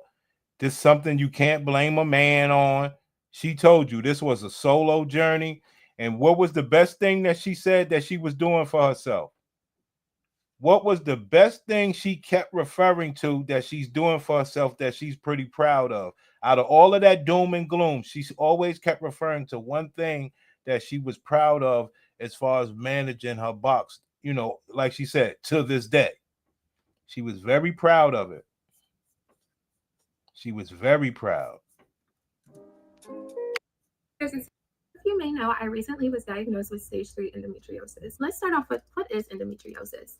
According to Google, it is your brain. But the problem with endometriosis is that sometimes this endometrial tissue can travel outside. Assured me that I have a diagnosis finally after years of being in so much pain. And speaking of pain, let's go ahead and talk about what makes endometriosis so painful and why it's considered a chronic illness. All right, so let's recap. Endometrial tissue lives in your uterus. It sheds and bleeds when you're on your cycle. So the problem with endometriosis is once it migrates to all these different parts of the body, it still reacts to those same hormones and chemical messages from the brain. So yeah, when it's time for you to come on your period and upflow comes to town, all the endometrial tissue in different places of your body are also starting to shed and bleed. That's what causes inflammation, eternal bleeding, and it just has nowhere to go. It continues to grow and spread. Well, anyway, the answer to the question, guys, excuse me. The answer to the question was that other female was very, very happy the way she controls her diet. So she's very proud of the way that she eats now. And, you know, she wished she had known before she got to college and stuff that eating everything was fucking up her box. So she's really, really proud of the way that she's controlling her diet. And guess what? We're proud of her. Spread and can cause even more problems as time goes on. So in part 2 of this video series, I will be talking about my actual surgery, what I packed in my hospital bag, and all of that. And I'll also be talking about my recovery. And before surgery, I had a range of symptoms, and for every woman, it's completely different. A lot of women face extreme pain during their periods, and honestly, I had pain-free cycles. It wasn't a thing to me. For me, my pain really kicked in around ovulation. I pretty much had a dull, consistent pain every single day. And around ovulation is when my pain would start to spike and get worse. My back would hurt. I would get random spasms. Side of my chest would feel like someone was stabbing me. It just was all over horrible. But I never knew that it was happening during ovulation until my doctor mentioned endometriosis. So after that doctor's appointment, I went home and I did my research and I started to track my full cycle. Honestly, ever since I had my daughter, I've been exhausted. I was exhausted because I was pregnant, exhausted because I just had a baby, exhausted, just so drained, and I just couldn't bring. Well, at least she got lucky. She had a daughter. Right, HD Live. She should have been eating right. My mom used to say, faster than a cat can lick its own ass. Yo, it's horrible, son. That woman got that cat on that bed. Yo, it was horrible. Yo, that cat almost was showing off for the camera. I mean, that cat did not stop doing all these wicked things. Just like destroying this bitch bed. What does she care? It was crazy, son. Oh, I wanted to give y'all guys a round of applause. Like we are making it to the mainstream a little bit. I wanted to show you guys something really quick. We're making it to the mainstream, guys. What's happening now is something happened. I don't know what happened with Tiffany Haddish, but she come out talking some wild shit about box. This is Van Jones talking. She came out talking about box. I don't know why. She ain't got no business talking about no pussy, but it brought where was that shit at? It was on this Jason Whitlock shit. Jason Whitlock, Tiffany Haddish. And it really our information is getting out there, guys. Our information is getting out there, guys. Clip again. This is Tiffany Haddish, relatively well-known actress, comedian, whatever. She's on the Godfrey podcast.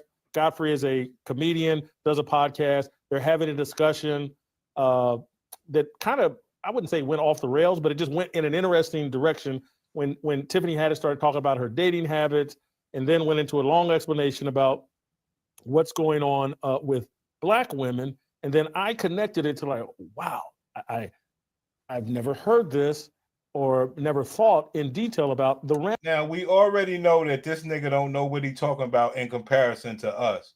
And then listening to Tiffany Haddish, you don't even know that bitch Pussycat Facts report. But let's continue. ramifications of multiple sex partners, unprotected in particular, but just multiple sex partners.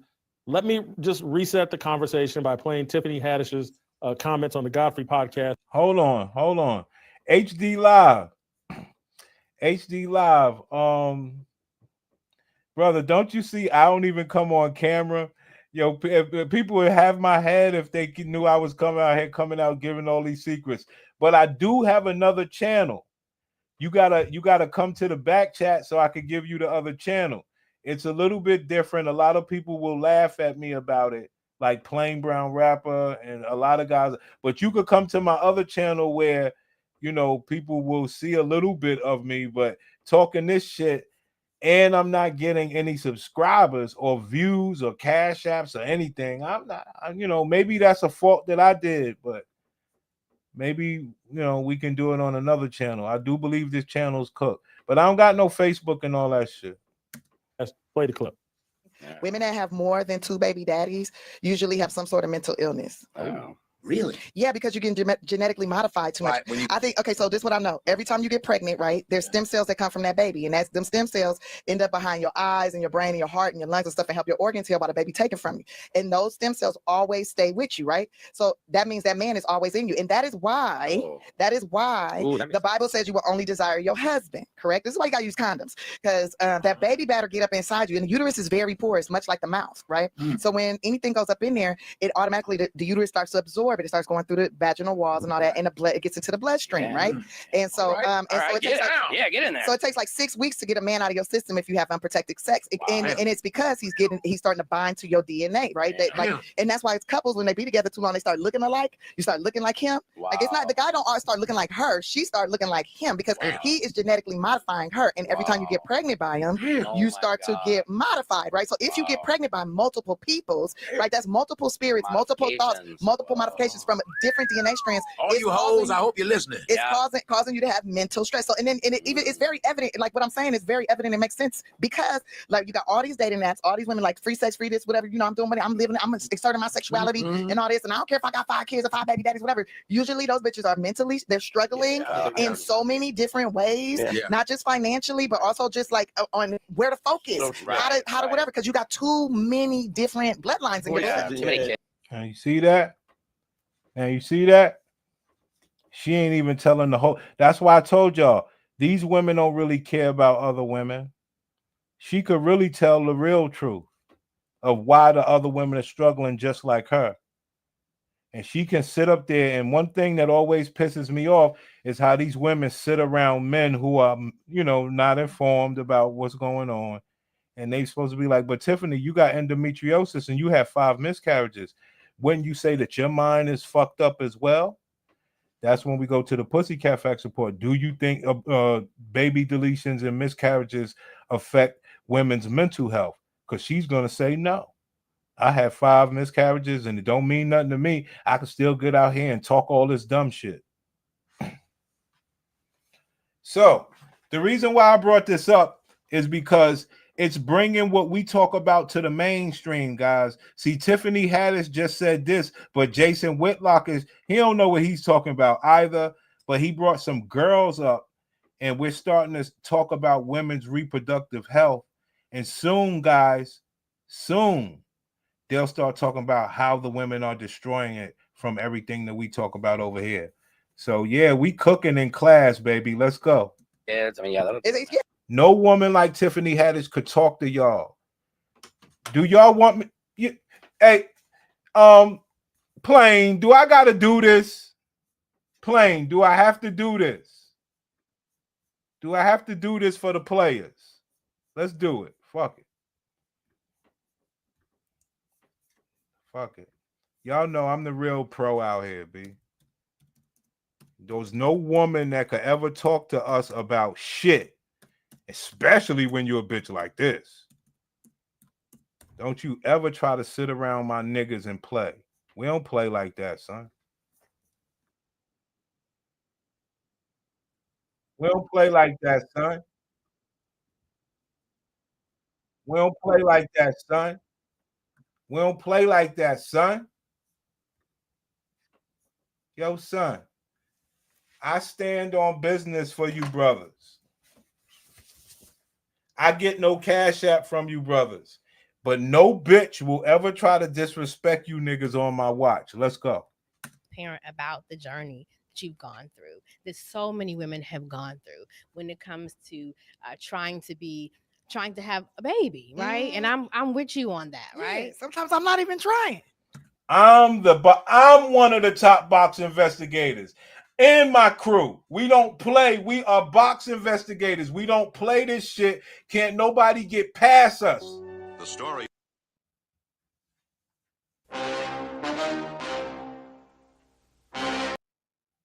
Let's go. To have a baby, right? And I'm with you on that, right? Sometimes I'm not even trying. It just happens. And then it'd be like, I'm out. You know what? And that hurts. Sometimes I don't even be trying to have a baby. And my pussy is so fucked up that the baby would just be like, I'm going, miscarriage. Happens. And then it'd be like, you on that, right? Sometimes I'm not even trying. It just happens. And then it'd be like, I'm out. You know what? And that hurts real bad. It's a piece of your soul that's gone. I try to find I always try to make light of things so that I can process it and handle it. But it is very, very hard. It's dramatic. Yeah, because you don't. Let me tell you something. Jason Whitlock is a fucking meatball. You don't know nothing about no pussy. You bitch ass nigga. You don't know shit about this shit we know about, son. I got niggas that'll talk you down to don't you ever mention no pussy trying to refer to Tiffany Haddish. Let's go. I feel like you a full woman. Feel like something wrong with you. Talk about that because we've been talking to process it and handle it, but it is very, very hard. It's dramatic. Yeah, because you don't feel like you a full woman. Feel like something wrong with you. Talk about that because we've been talking to women and out front we say, oh yeah, I'm good.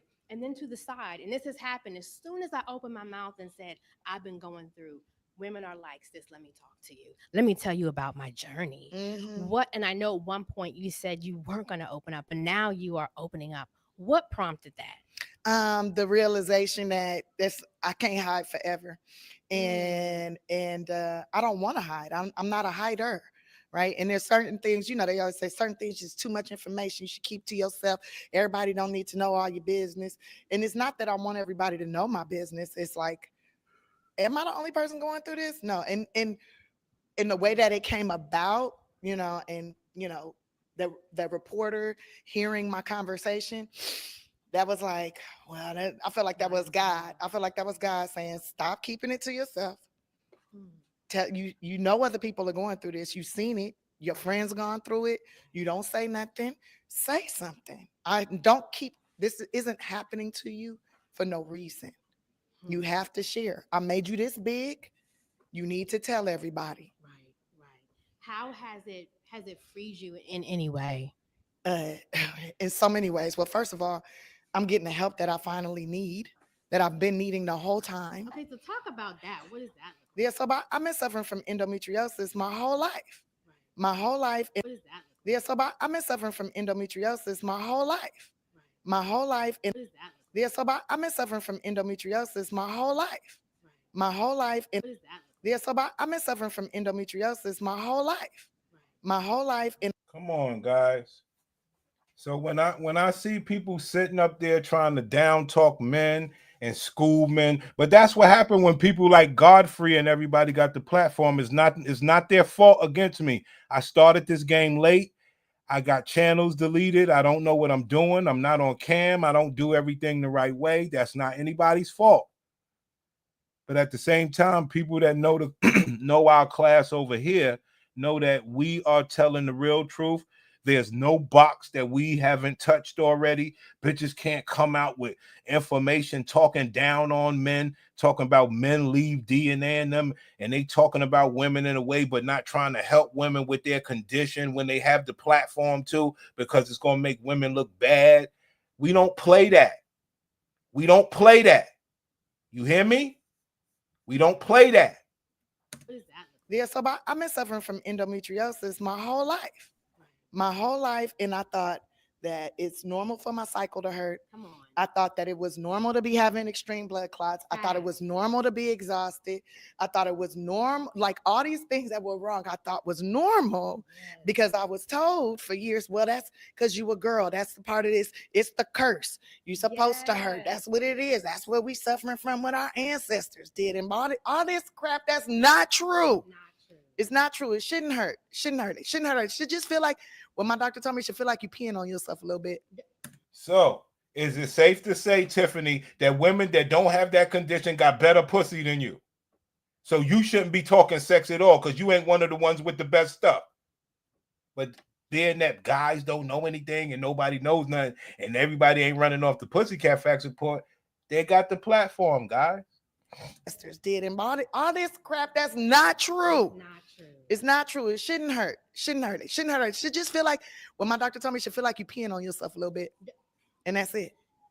That's all that it's supposed to be. It's not supposed to be no extreme back pains, no. Yo, let me tell this nigga HD. Yo, let me tell this nigga HD Live something, B. HD Live, son. I do this, son. HD Live. I do this for barbershop niggas in the plaza catching asthma. You hear me? I do this shit. Oh, man. Like, yo, B, I told y'all from the beginning, dog, the Black Women Day is over. Like Kevin Samuels gave you that other side, I'm taking you to the other side. And remember, nobody can talk to y'all about this, but you can talk to somebody about this. You're a professional now, players. You ain't even got to worry about that. But when they start trying to bring out like celebrities and stuff like that where, oh, nobody knows about their pussy. Well, we do, players. This Tiffany Haddish shit is old, homie. Old. Jason Whitlock is just a meatball. No, I don't want to call names, just that I get upset when men care about, I don't know how to frame this. I get upset when men are not informed about the box. And then I also get upset when men, like, you care about the pussy, but you don't care about the person. So I get upset over those two things. No extreme mood swings. Like my mood be 1 second, I'll be cool. Next second, I'm like, oh, I want to kill. I want to hurt. Like these feelings are not normal. And you're feeling it because your body is saying, hey, we need help. Hey, you're putting the wrong things in here. Hey, you need class. She said we're putting the wrong things in our body. What is she talking about? And we're not talking about any sort of drugs. We always talk about their diet and how they don't care about it and how it's almost impossible for them to change it. Will that legislate a better acting box or a worse? Hey, we need help. Hey, you're putting the wrong things in here. Hey, you need to get some help. And it's just for all these years, I didn't know. And the doctors weren't helping me. And I'm telling these doctors and they're telling me, Tiffany, you're over dramatic. You're overreacting. How is this not the weapon of mass destruction versus the Black woman? How is this? This is the one that'll put Black women in their place. See, they're out here telling it, but men don't give a fuck about Black women as a person. No disrespect, guys. This is not the case. This is blah, blah, blah. And they were wrong. And then finally, I say something to one friend who was a gay man who wanted me to go to this party. And I said, I can't go to the party right now, man. She crying. Yo, what makes him cry, King? Class, what makes the Black woman cry, King? And they were wrong. And then finally, I say something to one friend who was a gay man who wanted me to go to this party. And I said, I can't go to the party right now, man. I can't be there. I'm not well. What's wrong? You need me to come over there with you? No, man. I need to be alone. I'm going through what I'm going through. He's like, tell me what is wrong. I was like, I'm fine. Just leave me alone. He would not leave me alone. I was like, look, I'm losing a baby right now. Just leave me the fuck alone. He would not leave me alone. I was like, look, I'm losing a baby right now. Just leave me the fuck alone. Leave me alone. I was like, look, I'm losing a baby right now. Just leave me the fuck alone. And like, look, I'm losing a baby right now. Just leave me the fuck alone. You heard? Yes, brothers. Y'all know the truth. Y'all know the truth. Y'all know the rules, man. We stand by core rules that will never fail us. I promise you. I promise you the core rules will never fail. I promise you that, man. I've been through this shit, man. And the last thing they wanted is for me, because like I say, I'm probably one of the only niggas that can bring up all this stuff for the guys. Like, you got to really be serious about this. But it's because we care, man. I ain't gonna lie. We really care. And he was like, you need to talk to a specialist. You need to this, you need to that. And I was like, not wanting to hear him because it's a man. Right. But then because it's a man. You ain't supposed to know nothing, players. What I teach y'all? You need to that. And I was like, not wanting to hear him because it's a man. Right. But then I was like, well, God wouldn't have made that come out my mouth if I didn't need to hear what he had to say back. Like, I'm very. Oh, he was a gay man. He's not a man. Let's go. Very obedient to God. I might not be obedient to men. I might not be obedient to the culture. I might not be obedient to, all the laws, but I might not be obedient to the culture. To God. I might not be obedient to men. I might not be obedient to the culture. I might not be obedient to, To your pussy. To your pussy. You're not obedient to your pussy. Obedient to men. I might not be obedient to the culture. I might not be obedient to, all the laws, but I'm obedient to God. And I'm like, this man didn't tell me this for no reason. So I go to that doctor, and that doctor changed my whole everything. Okay, guys. So when we get back to this Jason Whitlock shit, we like, Jason Whitlock, look at who you taking your information from, you bitch ass nigga. And that's when when we put everything 2 and 2 together. Dog, we get box out here. Jason Whitlock, you trick ass nigga. You don't know nothing about these bitches, nigga. No disrespect. But we take this shit serious, B. Come on, son. You don't know nothing about no box, King. Yeah, you have mental illness. So that was my theory on sperm. That clip blew my mind. And then I went online. And that clip blew his mind. King, did that clip blow his mind, or do the shit that the Tiffany Haddish that I played for you would blow his mind? And the information that we project out here will blow his mind. And the funny thing about Jason Whitlock is he listens to the manosphere. Fuck with bro. It's like hip hop. So I'm willing to give that up. It's like hip hop. Say Anton and them is mainstream. I'm underground, King. You know what I mean? Where you get the real hip hop. You understand? So, the shit that, can really crack the code. But let's listen to niggas who are uninformed about box like we are. Well, different from how we are. And started looking up, I think it's called microchaurism or chaurism. And it's like a real thing. And, there's some debate about it, about how long a man's DNA lives inside of a woman. Some people debunk it altogether, but some people obviously believe in it. And I think there's a lot of truth. And I love the aspect. And I know this is an anecdotal deal, but I have seen married couples and been like, man, y'all. Hold on.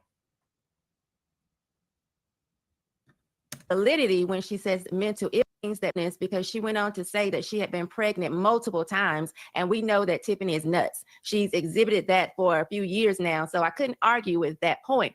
My problem is that she told some truth, and I don't think she was trying to be malicious at all. I think this is how she understood it, or how she understands it. She's told some truth, but she wasn't completely accurate.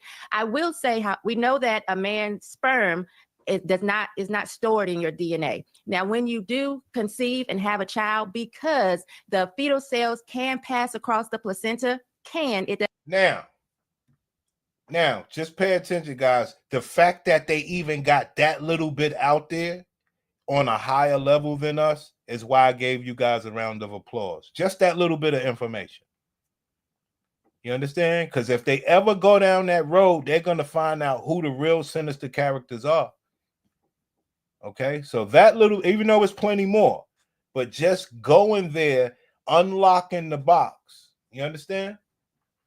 Whitlock, that trick uncle. Yeah, you know that nigga tricking. Doesn't always happen. Typically, it happens more with male children. Then you can have, of course, by that factor, a man's DNA stored within you, the microchimerism. But just regular sperm is not stored in your DNA, which I think she got a little bit confused by that. When she brought in scripture, the reason why I would say it's so important to not have multiple sex partners, whether you conceive a child or not, is simply because the scripture says, and the two shall become one. So spiritually, I think it has a lot of validity, even if the biology of it is a little bit off. So that's, for me, I felt like she could have done a better job really explaining it, but I don't think she really understands it. I actually was a biology major, so this type of stuff really intrigues me. Right. But you won't tell the real truth of what's really going on. Like I tell you guys, it's wild when you start getting down there. They will hide this pussy as much as they can. But I will have you guys know, I mean, Tiffany Haddish is an endometriosis advocate. Okay, that's what pissed me off, that she didn't bring it up on the platform, and she's trying to downplay women that get pregnant or whatever, knowing that bitch can't carry. Crazy work. And so have you not, I've read, and again, this was this morning, I ain't spent 3 weeks looking, but it seems like I read this week, there's kind of debate about how long, if a man, multiple sexual intercourse with him, if his DNA can have some sort of impact on a woman's DNA and just overall makeup.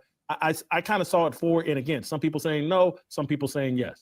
There you go. Another uninformed nigga. Now, I could go to that, but y'all know my gladiator might be on the way home, so we got to just talk through it. So, yes, there are DNA instances where your eggplant might not mix with that woman's box. Nobody has a disease or anything, but it's like some fucking the bitch get a UTI or like some wild shit. I told y'all the story that I had before, where I had this Jamaican and she said she had never got her immunization shots and shit like that in America, right? And it was wild. This was the wildest shit, son. That's a horrible story. Fuck it, let's go. So shit is crazy. Anyway, she knew when I would fuck, fuck this other girl. She knew when I would fuck this other girl because for some reason there was some sort of chemical imbalance or some shit. You understand? And it wasn't no disease or nothing. It was just some wild shit. She said she would get like I guess track infection. I don't know, man. I'm just telling y'all what happened, where I'm making the correlation where solid facts where the DNA, matter of fact, that might not even be the man's DNA. So that's some other woman's DNA. Right. And like I say, this is after like you could sterilize your penis, everything but she didn't have her immunization shots. She was an immigrant. So I don't know, but I know it was some DNA shit going on, whereas the other woman who was American, she never got anything. She never had UTIs or anything. You understand? So Jason, what does Jason Whitlock know? What does he know? It seems that it's more epigenetically, which means that it would alter it just like diet, lifestyle, environment in that sense, but not actually modify her DNA, as she continued to say. So it does have an effect in that sense, but not just modifying it as she stated. How about just from a common sense, and I'm sorry I've lived this long and have this much, but it does seem like that two people will lay down and one of them will get up with a special level of feeling and connection, and the other will get up and be like, what's for, what basketball game is going on later today? Now, as this class over here knows, we would ask Jason Whitlock, well, which one are you talking about, the man or the woman? Because if you took any class over here, you'll know it's the woman. Shit, she'll give you the boxing discomfort, Jason. See, you get to easily see how the information that you learn over here, and it's not just the women, the men are programmed as well. He believes that's the case. That bitch is way more sinister than you. One of them will get up with a special level of feeling and connection, and you believe it's a feeling and connection because you don't know nothing about no pussy. The other will get up and be like, what's for, what basketball game is going on? You see the type of credence they put on pussy out there, Kane? And you see how we show you how the woman puts no credence on her pussy? See that? That's what we teach over here. On later today. And when I got to be careful here because I got a stalker that watches everything that I say, but it does seem like a person it's been very hard for them to move on from me is the person that I had the most unprotected sex with. And I've moved on and she hasn't. And it seems like I listen to this and I go, oh, okay, this explains it. Just from there does seem like there's an extra level of connection for women that I think goes beyond just a mental thing, and it has to be biological because there just are differences. Again, a man's DNA, I think, and Shamika and Dio, I'm gonna get to you in a second, just seems stronger than a woman's. Am I right or wrong on that, Shamika? I would say a man's DNA is stronger simply because even when there's a child involved, it's typically the male children whose fetal cells cross the placenta. So I would say, yes, a man's DNA is much stronger.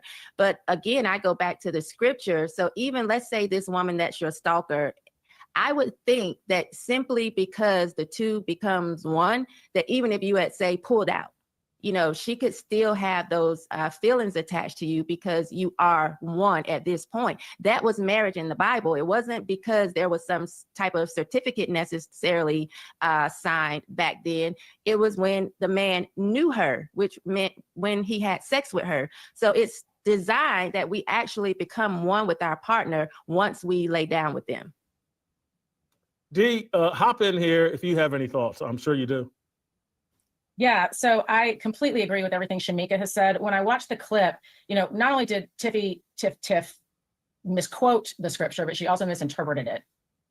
Shamika's right. When two become one, it is not when they get married. It is when they have sex. And so it's not really so much a factor of, I think Tiffany said when— Class.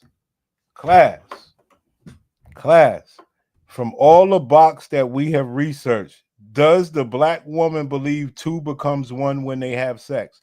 And this is the reason why we say the shit you getting out there is ridiculous.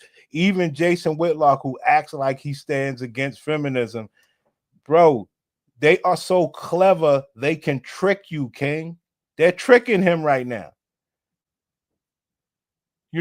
Becoming one is sex. That's the last thing of Black. She has systemically programmed herself and her peers to never believe two becomes one with just sex. And so it's not really so much a factor of, I think Tiffany said when women have more than two baby daddies, which that in and of itself is a perversion, like just that she's normalizing the two, but not more than two. But that was notwithstanding. The point is that God said that one man and one woman are supposed to conjoin, are supposed to cleave together for their entire lives long. And so when that doesn't happen, I personally believe that things like multiple personality disorder is from multiple sex partners. I think that there is a real thing that happens when a man, enters a woman. Think about it. All of women's parts that make them a woman, except for breasts, every other woman's part is on the inside. It's all inside, it's internal. All of the men's parts are outside. And so when a man enters a woman, there is a what is called, in faith spaces, a soul tie that happens. And soul ties are real. And I think what Tiffany missed in her spastic analysis was that what really is at play is when people have sex outside of marriage, what they are doing is giving Satan license to run roughshod in their lives. A lot of times, Jason, the example that you cited about the woman who you've had the most unprotected sex with is the most attached to you. That is a real thing. It's definitely real, but it's also happens with a condom. It's the point is that it is a violation of God's divine right order. And even though men think a lot of times that it doesn't affect them, it in fact does. You are living right now with one of the effects of it in the form of a stalker, in the form of a woman who, cannot seem to let go of what has already passed. So there are different repercussions and different consequences. Yo, they keep jumping Jason Whitlock with this stalker thing. Yeah, they keep they keep jumping Jason Whitlock. I don't know what stalker he got going on, but they keep jumping him with the stalker thing, also showing that the woman ain't shit as strong. I gotta watch myself. Let's move on.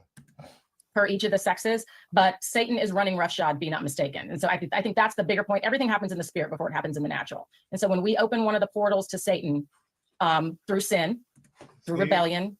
I'm smart. Hello.